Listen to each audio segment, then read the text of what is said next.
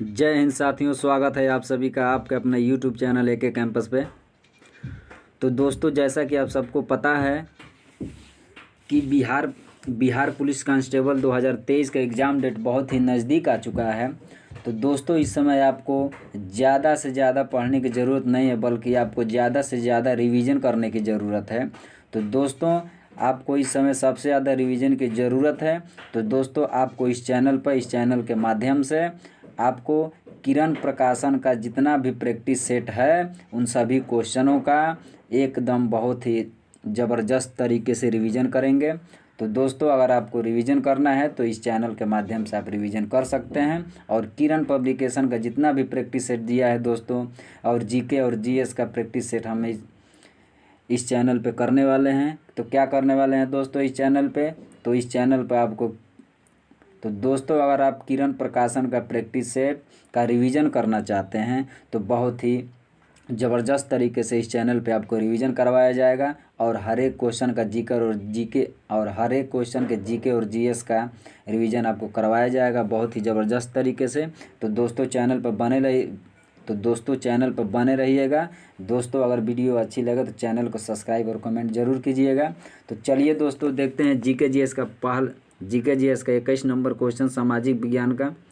तो चलिए दोस्तों, देखते हैं। आपके सामने ये 21 नंबर क्वेश्चन दिया गया है कि ग्राम राज्य के माध्यम से राम राज्य के बारे में किसने कहा था?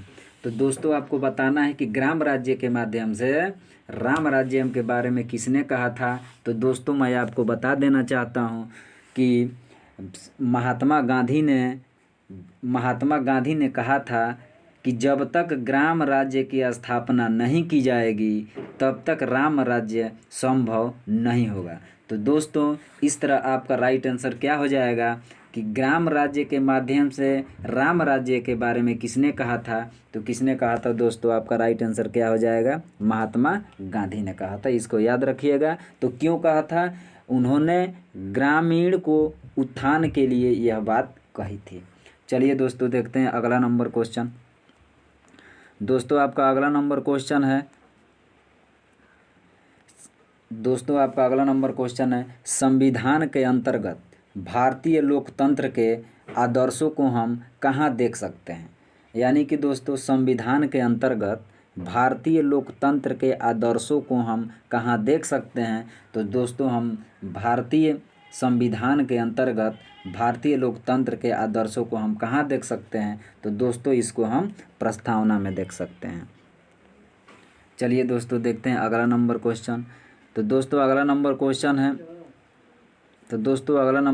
है भारत के नियंत्रक तथा महालेखा परीक्षक की नियुक्ति कौन करता है? तो दोस्तों, आपको बताना है कि भारत के नियंत्रक तथा महालेखा परीक्षक की नियुक्ति कौन करता है? तो दोस्तों, मैं आपको बता देना चाहता हूं कि भारतीय संविधान के अनुच्छेद 148 कितना दोस्तों? 148 में यह कहा गया है कि भारत का एक नियंत्रक महालेखा परीक्षक होगा, जिसको राष्ट्रपति अपने हस्ताक्षर और मुद्रा सहित अधिपत्र द्वारा नियुक्त करेगा और उसके पद से केवल उसी रीति से और उन्हीं आधारों पर हटाया जाएगा जिस रीति से और जिन आधारों पर उच्चतम न्यायालय के न्यायाधीशों को हटाया जाता है। तो दोस्तों, अनुच्छेद याद कर लीजिएगा कि अनुच्छेद 148 जो है, इसी में क्या होता है कि भारत के नियंत्रक तथा महालेखा परीक्षक की नियुक्ति कौन करता है? तो दोस्तों, राष्ट्रपति करता है। आपका राइट आंसर क्या हो जाएगा? तो राष्ट्रपति करता है। चलिए दोस्तों, देखते हैं अगला नंबर क्वेश्चन। दोस्तों, अगला नंबर क्वेश्चन दिया गया है भारतीय संविधान का कौन सा अनुच्छेद राज्य सरकारों को ग्राम पंचायतों के गठन का निर्देश देता है? तो दोस्तों, इसमें याद कर लीजिएगा कि भारतीय संविधान के अनुच्छेद 40 में सरकार को ग्राम पंचायतों के संगठन के लिए निर्देश दिया गया है। तो दोस्तों, आपका इस प्रकार राइट आंसर क्या हो जाएगा? अनुच्छेद 40 हो जाएगा। चलिए दोस्तों, देखते हैं अगला नंबर क्वेश्चन। तो दोस्तों, अगला नंबर क्वेश्चन है भारत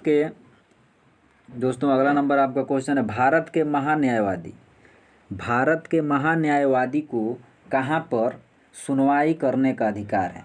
तो दोस्तों आप याद रखिएगा इसको, भारत का महान्यायवादी यानी अटॉर्नी जनरल भारत सरकार का मुख्य कानूनी सलाहकार तथा भारतीय उच्चतम न्यायालय में सरकार का प्रमुख वकील होता है। तो दोस्तों यहाँ से आपका राइट आंसर क्या हो जाएगा, यानी कि भारत का कोई भी विधि जो है न्यायालय आपका राइट आंसर हो जाएगा।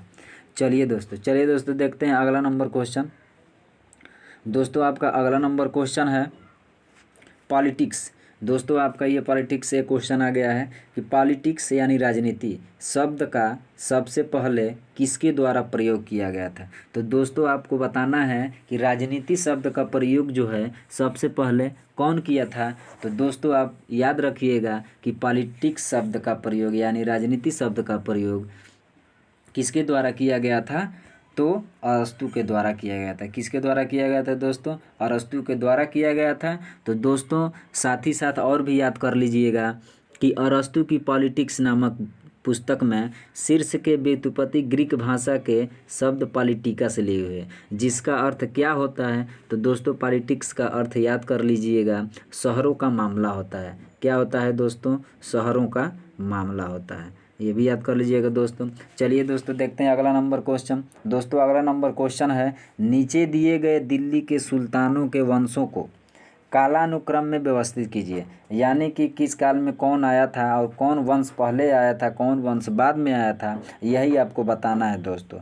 तो दोस्तों आपका यहाँ पे ऑप्शन है ए खिजली वंश, ऑप्शन नंबर 2 है तुगलक वंश, ऑप्शन सी है सैयद वंश, ऑप्शन डी है गुलाम वंश। तो दोस्तों याद कर लीजिएगा कि सबसे पहले गुलाम वंश आया था। दोस्तों याद कर लीजिएगा सबसे पहले कौन आया था, तो गुलाम वंश आया था। उसके बाद कौन आया था, तो खिजली वंश आया। उसके बाद कौन आया, तो तुगलक वंश आया। तब जाके यहाँ पे क्या आया, 4th नंबर में सैयद वंश आया। तो दोस्तों इस प्रकार आपका राइट आंसर क्या हो जाएगा, ऑप्शन नंबर 4 हो जाएगा। दोस्तों रिवीजन बहुत ही अच्छे तरीके से कराया जाएगा इस चैनल पे, तो इसलिए चैनल पर बने रहिए। चलिए दोस्तों देखते हैं अगला नंबर क्वेश्चन।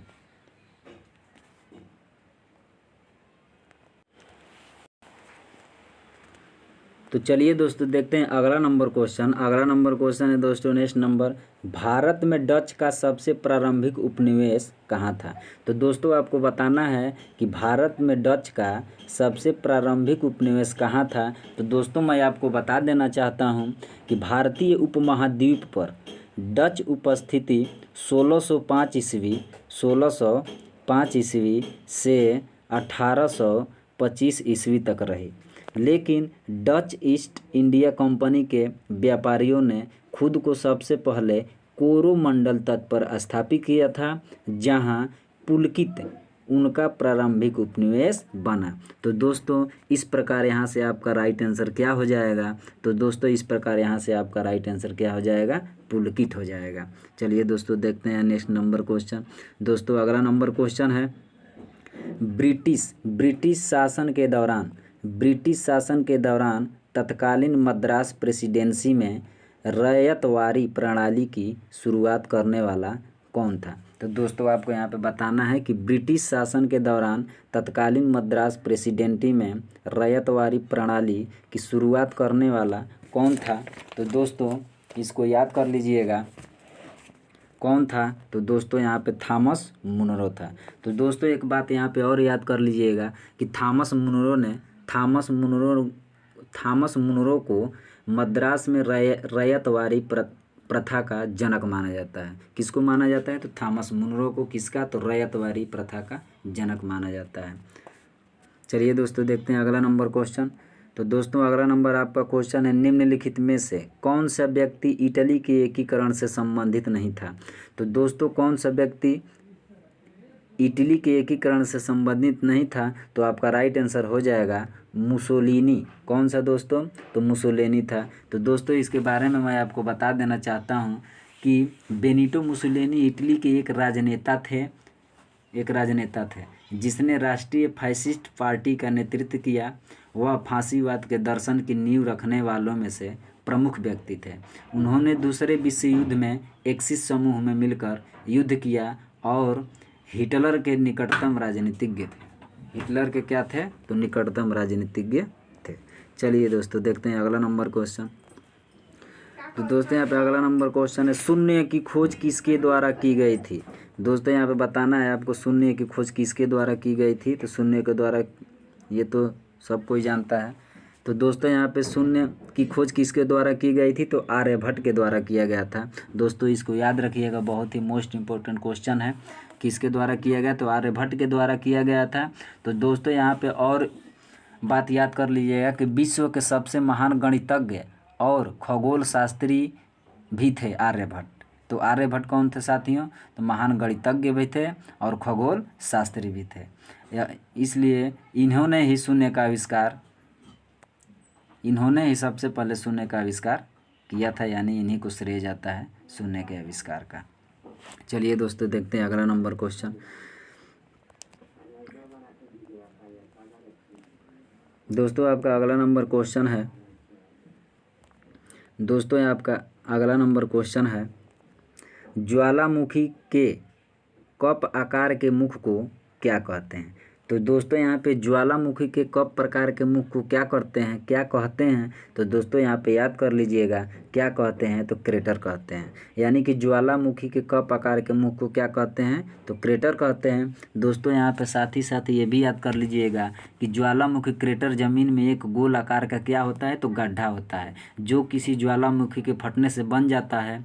और आमतौर से इस गड्ढे का फर्श जो कैसा हो जाता है, तो समतल हो जाता है और उसमें एक छेद से पिघले पत्थर जैसे गैस और अन्य ज्वालामुखी पदार्थ उगलते रहते हैं। अंग्रेजी में ज्वालामुखी क्रेटर को क्या बोलते हैं दोस्तों, याद कर लीजिएगा कि वॉल्केनिक क्रेटर भी कहते हैं।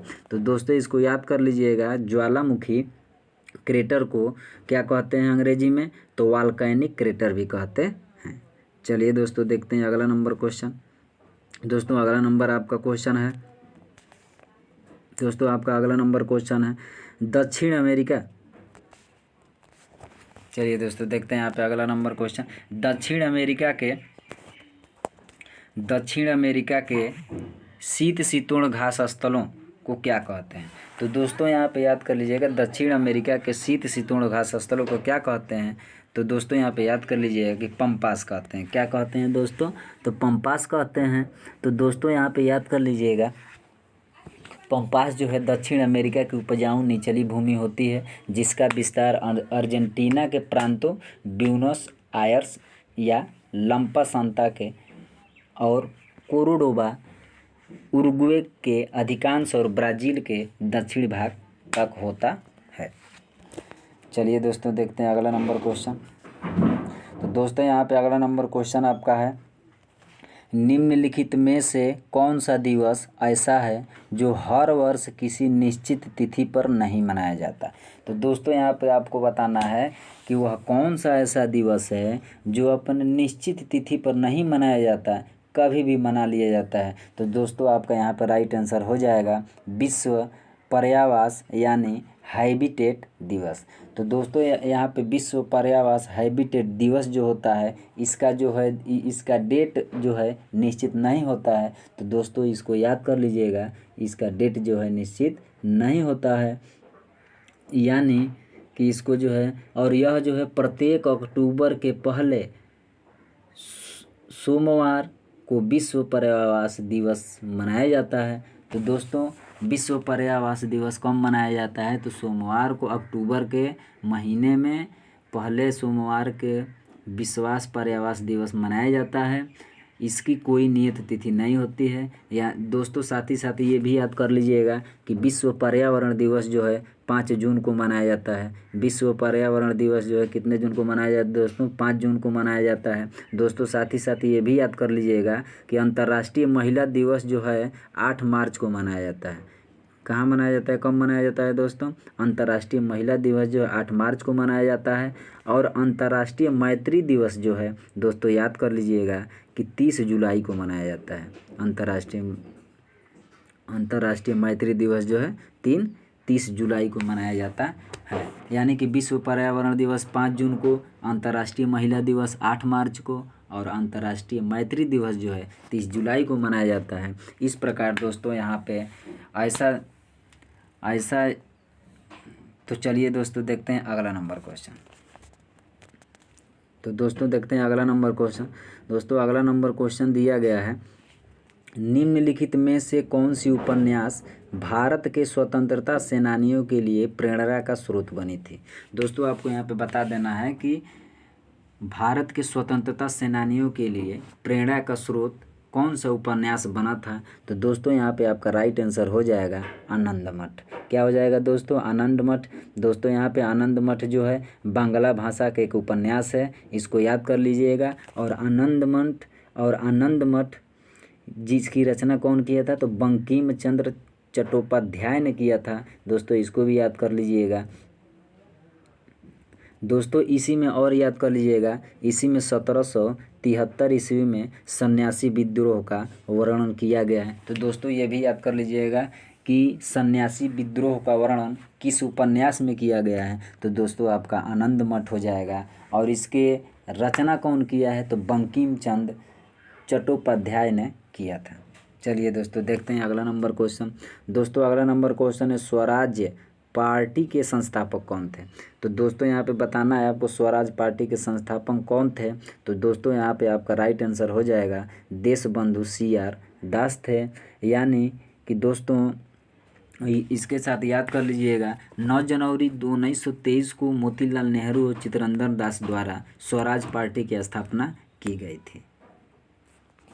चलिए दोस्तों देखते हैं अगला number question. Next number 40 number question जो है दोस्तों, भारत का, दोस्तों यहाँ पे बताना है कि भारत का सबसे बड़ा सिंचाई नहर कौन है। तो दोस्तों यहाँ पे भारत का सबसे बड़ा सिंचाई नहर कौन है? तो याद कर लीजिएगा कि ऊपरी गंगा नहर जो है भारत का सबसे बड़ा सिंचाई नहर ऊपरी गंगा नहर है। दोस्तों इसको और याद कर लीजिएगा कि यह प्रणाली जो है कब किया गया था? 1854 में आरंभ किया गया था। और भारत के दोआब क्षेत्र की सिंचाई के लिए 1412 किलोमीटर लंबी ऊपरी गंगा नहर का प्रयोग किया जाता है। इसलिए इंदिरा गांधी नहर भारत की सबसे लंबी नहर है। तो दोस्तों इसमें और भी याद कर लीजिएगा कि भारत की सबसे लंबी नहर जो है कौन है? तो दोस्तों याद कर लीजिएगा इंदिरा गांधी है। चलिए दोस्तों नेक्स्ट नंबर क्वेश्चन देखते हैं। चलिए दोस्तों देखते हैं अगला नंबर क्वेश्चन। दोस्तों अगला नंबर क्वेश्चन है, किसने कहा था एक अच्छा नागरिक एक अच्छा राज्य बनाता है और बुरा नागरिक एक बुरा राज्य बनाता है। तो दोस्तों इस क्वेश्चन को बहुत ही ध्यान से पढ़िएगा, इसका आंसर जो है बहुत अच्छे तरीके से दीजिएगा। किसने कहा था एक अच्छा नागरिक एक अच्छा राज्य बनाता है और बुरा नागरिक एक बुरा राज्य बनाता है? तो दोस्तों किसने कहा था? तो अरस्तु ने कहा था। किसने कहा था दोस्तों? अरस्तु ने कहा था। चलिए दोस्तों देखते हैं नेक्स्ट नंबर क्वेश्चन। दोस्तों यहाँ पे दिया है कि बीबी का मकबरा, यहाँ पे भरना है, खाली स्थान दिया गया है। यानी कि बीबी का मकबरा में स्थित एक कब्र है। बीबी का मकबरा में स्थित एक कब्र है इसका औरंगजेब के बेटे आजम शाह ने वर्ष 1678 ईस्वी में निर्माण करवाया था। तो कौन करवाया था दोस्तों? तो कहाँ पे दोस्तों? औरंगाबाद में करवाया था। चलिए दोस्तों देखते हैं नेक्स्ट नंबर क्वेश्चन। दोस्तों आपका नेक्स्ट नंबर क्वेश्चन हो जाएगा कि कनौज की लड़ाई किस वर्ष में लड़ी गई थी। तो दोस्तों आप याद कर लीजिए कि कनौज की लड़ाई जो है कब लड़ी गई थी? तो 1540 में लड़ी गई थी। तो दोस्तों यहाँ पे याद कर लीजिएगा कनौज का युद्ध कब हुआ था? तो 17 मई 1540 को हुआ था। और यह किसके बीच हुआ था? तो हुमायूं और शेर शाह सूरी की सेनाओं के बीच क्या किया गया था? लड़ा गया था, जिसमें शेर शाह जीत गया था और हुमायूं क्या हो गया था? हार गया था। इस प्रकार शेर शाह आगरा और दिल्ली का क्या बन गया? शासक बन गया। तो दोस्तों इस प्रकार इसको याद कर लीजिए, कनौज की लड़ाई किसके द्वारा लड़ा गया था? तो हुमायूं और शेर शाह सूरी के बीच लड़ा गया था, जिसमें शेर शाह सूरी क्या हो गया? जीत गया और हुमायूं जो है क्या हो गया था? हार गया था। तो कब हुआ था? तो 17 मई 1540 को हुआ था। 17 मई 1540। चलिए दोस्तों इसको भी याद कर लीजिएगा।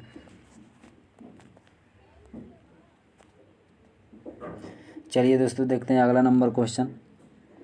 दोस्तों यहाँ पे अगला नंबर क्वेश्चन है पंचायत राज प्रणाली के अंतर्गत स्थानीय संस्था का कार्य कौन सा नहीं है। दोस्तों यहाँ पे आपको बताना है कि पंचायत राज प्रणाली के अंतर्गत स्थानीय संस्था का कार्य कौन सा नहीं है। तो दोस्तों यहाँ पे आपका राइट आंसर हो जाएगा कानून और व्यवस्था। चलिए दोस्तों देखते हैं नेक्स्ट नंबर क्वेश्चन। दोस्तों यहाँ पे आपका नेक्स्ट नंबर क्वेश्चन है संत सरफुद्दीन यहिया मनेरी का मकबरा किस जिला में स्थित है। तो दोस्तों याद कर लीजिएगा कि संत सरफुद्दीन यहिया मनेरी का मकबरा जो है कहाँ है, तो पटना में है। कहाँ पे है दोस्तों, तो पटना में है, पटना जिले में स्थित है।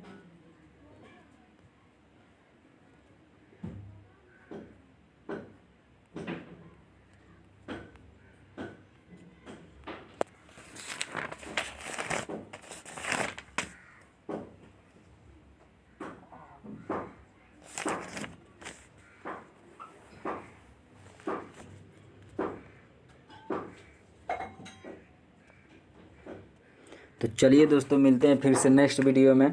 तो दोस्तों अगर वीडियो अच्छा लगे, दोस्तों अगर आपको रिवीजन करना है तो इस चैनल के माध्यम से किरण पब्लिकेशन का प्रैक्टिस सेट का जीके और जीएस का हर एक क्वेश्चन का रिवाइज बहुत ही ज़बरदस्त तरीके से थ्योरी के साथ कराया जाएगा। तो दोस्तों वीडियो अच्छा लगे तो चैनल को लाइक, सब्सक्राइब और शेयर कर दीजिएगा। चलिए दोस्तों मिलते हैं नेक्स्ट वीडियो में, तब तक के लिए जय हिंद।